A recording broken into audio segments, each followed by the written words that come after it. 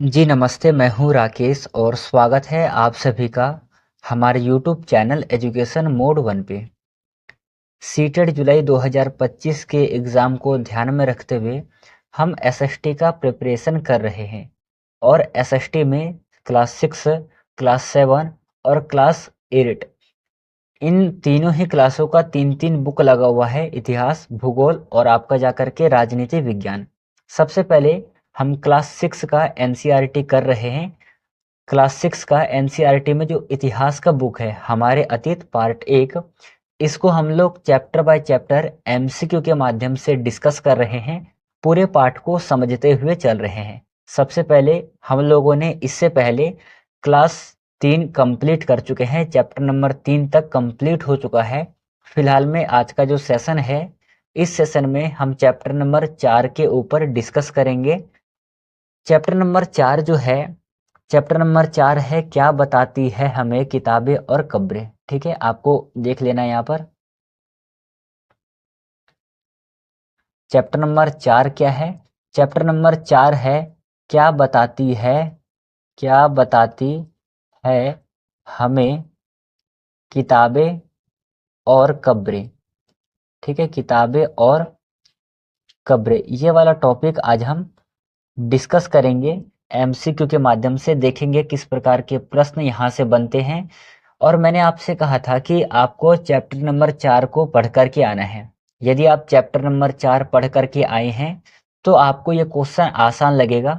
By the way फिर भी हम डिस्कस करते हैं और आप लोग देखना कि आज के इस सेशन से कितना क्वेश्चन आप लोगों का सही होता है। फिलहाल में आप अपने साथ एक कॉपी और एक पेन लेकर के बैठिए। जहाँ पर लगे कि लिखना चाहिए वहाँ पर आप अपने कॉपी में इम्पोर्टेंट पॉइंट नोट डाउन करते चलना। ठीक है, चलिए मेरे साथ आप लोग साथ ही साथ उत्तर देते हुए चलेंगे। पहला प्रश्न है कि वेदों की संख्या कितनी है। इंपॉर्टेंट क्वेश्चन है कि वेदों की संख्या कितनी है। तो वेदों की संख्या है 4। अब 4 वेद कौन कौन से हैं तो अपने कॉपी में नोट डाउन करना। सबसे पहला है ऋग्वेद, ठीक है। दूसरा है यजुर्वेद,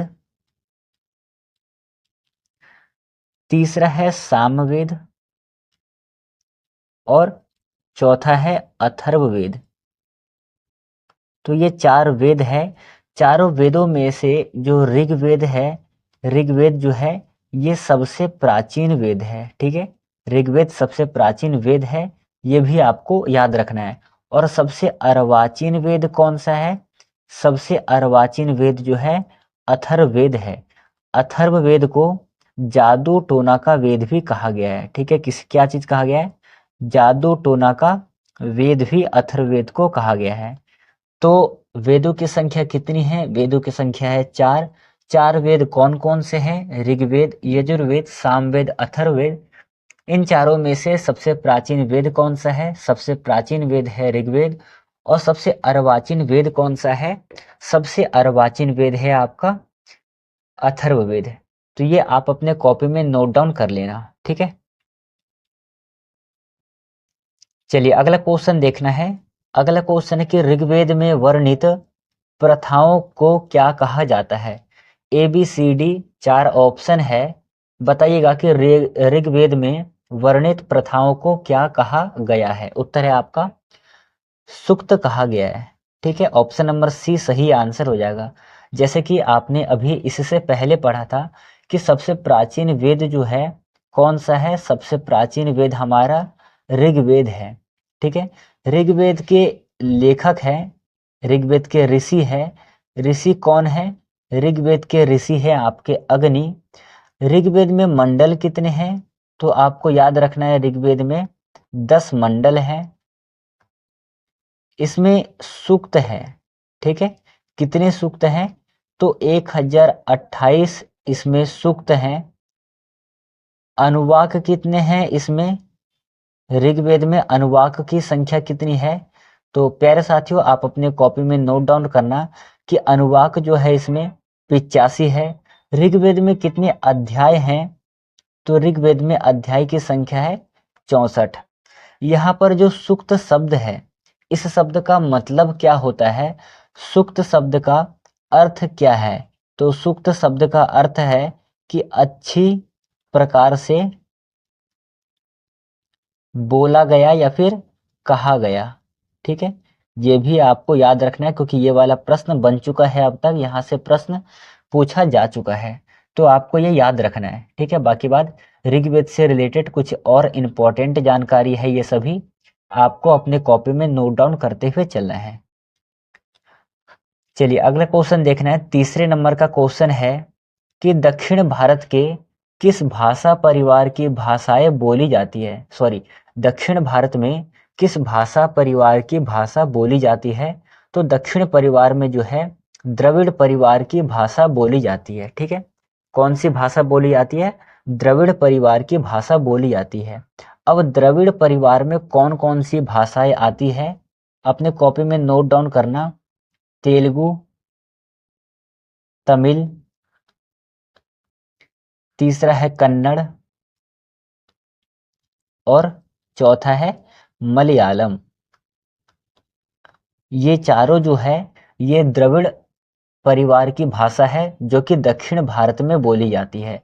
चारों ही आपके लिए इंपॉर्टेंट है, आपको अपने कॉपी में नोट डाउन कर लेना है। चलिए अगला क्वेश्चन है कि निम्नलिखित में से कौन सी द्रविड़ भाषा परिवार की भाषा नहीं है? द्रविड़ भाषा परिवार की भाषा नहीं है। मैंने अभी आपको बताया था कि द्रविड़ भाषा परिवार में कुल 4 भाषाएं आती है। ठीक है, कौन कौन सा? तेलुगु, तमिल, कन्नड़ और मलयालम। ये 4 जो भाषाएं हैं ये द्रविड़ परिवार की भाषा है। यहाँ पर आपसे पूछा है कि निम्नलिखित में से कौन सी द्रविड़ परिवार की भाषा है। देखिए ऑप्शन नंबर डी सही हो जाएगा क्योंकि यहाँ पर केवल मलयालम है। ठीक है, बाकी बात संस्कृत द्रविड़ परिवार की भाषा नहीं है, उड़िया द्रविड़ परिवार की भाषा नहीं है, बंगाली द्रविड़ परिवार की भाषा नहीं है। ऑप्शन नंबर डी यहाँ पर सही आंसर हो जाएगा। अगला क्वेश्चन है कि झारखंड और मध्य भारत के कई हिस्सों में किस भाषा परिवार की भाषाएं बोली जाती है? तो द्रविड़ भाषा परिवार की जो है ये कहाँ बोली जाती है? ये बोली जाती है दक्षिण भारत में। और जो ऑस्ट्रो एशियाटिक है, ऑस्ट्रो एशियाटिक जो भाषा है ये कहाँ पर बोली जाती है? ये बोली जाती है झारखंड और मध्य भारत में। आपसे प्रश्न में क्या पूछा गया है कि झारखंड और मध्य भारत के कई हिस्सों में किस भाषा परिवार की भाषाएं बोली जाती है? तो आप सभी को याद रखना है कि ये ऑस्ट्रो एशियाटिक भाषा बोली जाती है। ठीक है, ये आपके लिए इंपॉर्टेंट है। चलिए अगला क्वेश्चन को सॉल्व करना। अगला क्वेश्चन है कि ऋग्वेद में किस ऋषि के सतलुज और व्यास नदियों के साथ वार्तालाप का वर्णन है? मतलब कि कौन से ऋषि है जो कि सतलुज और व्यास नदियों के साथ में वार्तालाप करते हैं? ठीक है, महर्षि वाल्मीकि, महर्षि कश्यप, द्रोणाचार्य या फिर विश्वामित्र। 4 ऑप्शन है, इनमें से सही उत्तर कौन सा होगा? ठीक है, चलिए बताइएगा क्या हो जाएगा सही आंसर। इसका आंसर हो जाएगा ऑप्शन नंबर डी, ऋषि विश्वामित्र। ठीक है, ऋषि विश्वामित्र ये नदियों के साथ वार्तालाप करते हैं। ठीक है, और इसका वर्णन कहाँ पर है? ऋग्वेद में है। मैंने आपको बताया कि ऋग्वेद में मंडल कितने हैं? ऋग्वेद में 10 मंडल है। ठीक है, 10 मंडल है। और इस चीज की जो घटना है, जो नदियों के साथ वार्तालाप करते हैं, तो वार्तालाप जो है किस मंडल में करते हैं? ये करते हैं तृतीय मंडल में। ठीक है, चलिए जब हमने यहां तक देख लिया तो एक दो बातें और देख लेते हैं। ऋग्वेद जो है, ऋग्वेद में नदियों का उल्लेख किया गया है। आपको याद रखना है कि ऋग्वेद में गंगा और यमुना जैसे नदियों का केवल एक बार उल्लेख किया गया है। ठीक है, ऋग्वेद के तृतीय मंडल में, ठीक है, ऋग्वेद के तृतीय मंडल में गायत्री मंत्र का भी उल्लेख है, यह भी आपको याद रखना है। तृतीय मंडल में गायत्री मंडल का उल्लेख किया गया है, तो ये बातें भी आपको याद रखनी है। यहाँ पर देख रहे हैं ऊपर जो है वाल्मीकि, वाल्मीकि जो है वो रामायण के लेखक है। ये चीज आपको याद रखना है कि वाल्मीकि किसके लेखक है? वाल्मीकि जो है वो रामायण के लेखक है। ठीक है, किसके लेखक है? तो वाल्मीकि रामायण के लेखक है। चलिए अगला क्वेश्चन है, 7वें नंबर का क्वेश्चन है कि चरक ने कौन सी पुस्तक लिखी है? 4 ऑप्शन है, सही उत्तर कौन सा हो जाएगा? चरक दर्शन, चरक संहिता, चरकांक या फिर उपरोक्त सभी। चरक के द्वारा लिखी गई पुस्तक कौन सी है? सही आंसर क्या होगा इसका? इस प्रश्न का सही उत्तर हो जाएगा, चरक के द्वारा लिखी गई जो किताब है वो है चरक संहिता। ठीक है, ये जो है कब लिखा गया था? तो इसका समय है लगभग 2000 साल पहले। लगभग 2000 साल पहले महर्षि चरक ने चरक संहिता नामक किताब लिखी थी। ठीक है, इसमें जो हड्डियों का वर्णन किया गया है। ठीक है, चरक संहिता में कितनी हड्डियां बताई गई हैं? हड्डियां एक बार देख लेना, इसमें 360 हड्डियों का वर्णन किया गया है। कितनी हड्डियों का वर्णन किया गया? 360 हड्डियों का वर्णन किया गया है। पर वर्तमान में मानव के शरीर में, ठीक है, वर्तमान में मानव के शरीर में कितनी हड्डियां होती है? तो आपको याद रखना है कि 206 हड्डियां मानव के शरीर में होती है। तो ये जो है ये आपके लिए इम्पोर्टेंट हो जाएगा, इसे आप लोग अपने कॉपी में लिख करके रखना। ठीक है, वहां पर पूछ लेगा पेपर में कि चरक ने कितनी हड्डियों का वर्णन किया था अपनी किताब में? तो 360 हड्डियों का वर्णन किया है। चलिए अगला क्वेश्चन है कि महापाषाण कब्र बनाने की प्रथा कब आरंभ हुई थी? महापाषाण कब्र बनाने की प्रथा कब आरंभ हुई थी? ये नीचे आपके लिए 4 ऑप्शन है, इस प्रश्न का सही आंसर क्या होगा?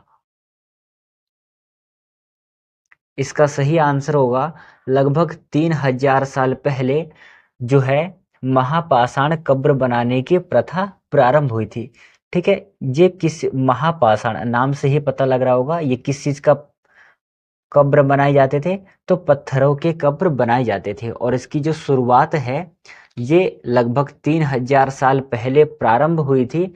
और ये प्रथा चली कहाँ से थी? तो प्रथा प्रारंभ, ठीक है, आपको नाम नोट डाउन करना है। पहला है दक्कन, सबसे पहले दक्कन में यह प्रथा प्रारंभ हुई थी। ठीक है, फिर इसके बाद दक्षिण भारत, दक्षिण भारत के बाद जाकर के उत्तरी भारत, उत्तर पूर्वी भारत और उत्तर पूर्वी भारत के बाद में जाकर के ये कश्मीर में। ठीक है, तो ये सभी स्थल है जो कि महापाषाण बनाने की प्रथा सबसे पहले यहाँ पर प्रारंभ की गई थी। तो ये आपके लिए इंपॉर्टेंट है, ध्यान में रखना है। चलिए अगला क्वेश्चन है, यदि आप लोगों ने ध्यान से क्वेश्चन को पढ़ा था इससे पहले, यदि आप लोगों ने क्वेश्चन पर ध्यान दिया होगा तो इस प्रश्न का आंसर आप बहुत ही इजीली तरीके से दे सकते हो। ठीक है, चरक ने मनुष्य के शरीर में कितनी हड्डियों का वर्णन किया है? ठीक है प्यारे साथियों, यदि आपको सेशन पसंद आ रहा होगा, यदि आपको सेशन अच्छा लग रहा है तो आप हमारे चैनल को सब्सक्राइब कर लीजिए। और यदि आप सीटेट को लेकर के सीरियस हो तो चैप्टर बाय चैप्टर जैसे मैं करा रहा हूँ वैसे आप करते रहिए। विश्वास करिए, पेपर से पहले पहले हम छठी, सातवीं, आठवीं क्लास के तीनों ही किताबों को कंप्लीट कर लेंगे। फिर इसके बाद हम कुछ प्रैक्टिस सेट के ऊपर विचार विमर्श करेंगे, कुछ प्रैक्टिस सेट करेंगे। विश्वास करिए आपका तैयारी बहुत ही बेहतर से बेहतरीन हो जाएगा। चलिए बताइएगा यहाँ पर कि इस प्रश्न का सही आंसर क्या होगा। और यदि आप लोगों ने अभी तक हमारे चैनल को सब्सक्राइब नहीं किया है तो चैनल को सब्सक्राइब कर लीजिए, लाइक करिए और बेल आइकन को प्रेस कर लीजिए ताकि जो भी नोटिफिकेशन है क्लास का वो सबसे पहले आपको मिले। चलिए इसका जवाब आप हमें कमेंट बॉक्स में बताएंगे। ठीक है, इस प्रश्न का उत्तर आप हमें कमेंट बॉक्स में बताएंगे कि इस प्रश्न का उत्तर क्या होगा। मैं आपके कमेंट का इंतजार करूंगा। ठीक है, तो फिलहाल में आज का जो सेशन है वो यहीं पर हम समाप्त करेंगे। चैप्टर नंबर 4 हमारा यहीं पे समाप्त होता है। ठीक है, कल हम चैप्टर नंबर 5 करेंगे। चैप्टर नंबर 5 करेंगे। देखिए, एक चीज आपसे मैं रिक्वेस्ट करता हूं कि कल सभी व्यक्ति चैप्टर नंबर 5 को पढ़ करके आएंगे। चैप्टर नंबर 5 क्या है? राज्य, राजा और प्राचीन गणराज्य। ठीक है, राज्य, राजा और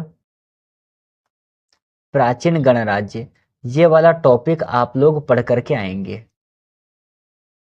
क्योंकि जब आप पढ़ करके आओगे तब आपको ये पूरा चैप्टर समझ में आ जाएगा। ठीक है, कि कहाँ से प्रश्न पूछा जा रहा है, किस प्रकार से प्रश्न पूछे जा रहे हैं, ये सभी आपको क्लियर हो जाएगा। इसलिए आप लोग कल चैप्टर नंबर 5 को पढ़ करके आएंगे और इस प्रश्न का उत्तर आप हमें कमेंट बॉक्स में देंगे। मैं आपके कमेंट का इंतजार करूंगा। चलिए मिलेंगे कल के सेशन में, तब तक के लिए धन्यवाद। जय हिंद साथियों।